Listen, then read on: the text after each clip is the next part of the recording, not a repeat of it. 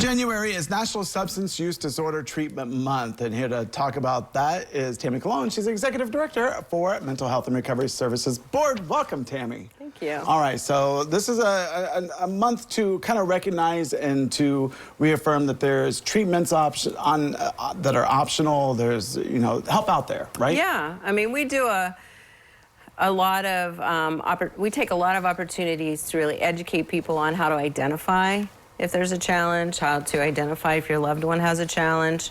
And January is taking the opportunity to really say to people, treatment works.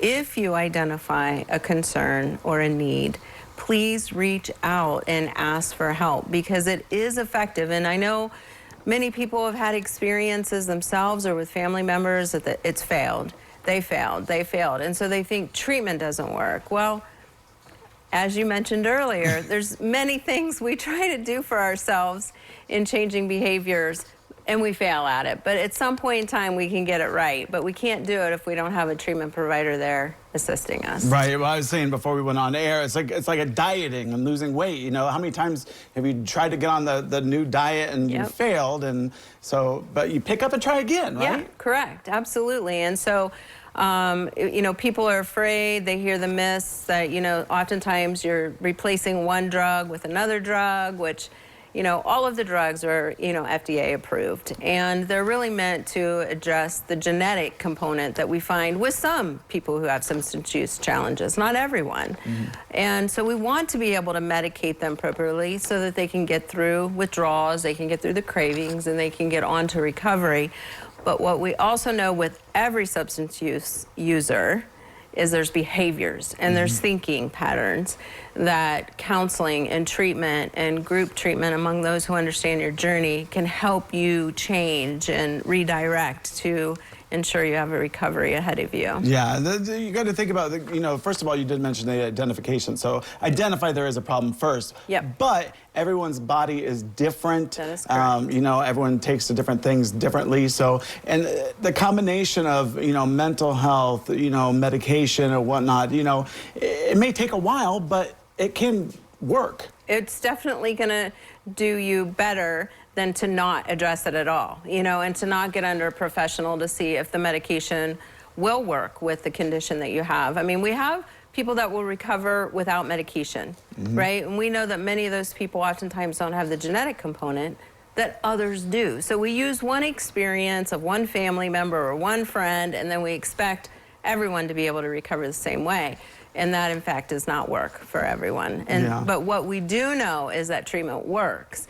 And so we're really, this month, trying to encourage practitioners and work environments and family and friends that if you have suspicion, then encourage people to get to treatment. And while it might seem like an awkward dance at first, as it is with any medical condition. When you're trying to get it stabilized, they have to stay on the journey because recovery is ahead of them. Yeah, I like how you said that compared to an awkward dance, It's true, though, because there's different approaches, and whatnot. So, and you just got to find the approach that works for that person, whether that be through mental health and therapy or or medication, and realizing that there is a problem and that there is help out there. Do you think a lot of people don't go to start a program because out of fear or denial or? Well, I think they're afraid to fail again. I mean, once you've tried it on your own and you haven't been able to succeed, to really put forth that effort a third or a fourth time and then fail again, it continues the cycle of the addiction. And so I do think there's a component of fear, but it's more out of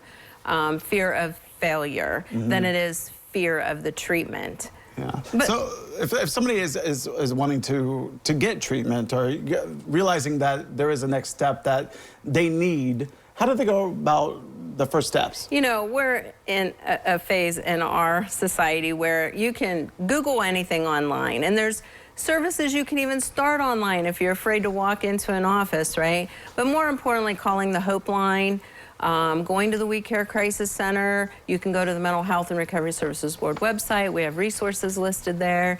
You can ask other professionals. You can ask your family doctor. Most of us know at least somewhere we can begin the journey with you. All right. Well, Tammie, thank you so much for coming out today. And everyone out there, just know that there is help out there. So don't be afraid to reach out. So once again, thanks for coming out. Yeah, thank you. All right. Well, don't go away because medical news is coming up next.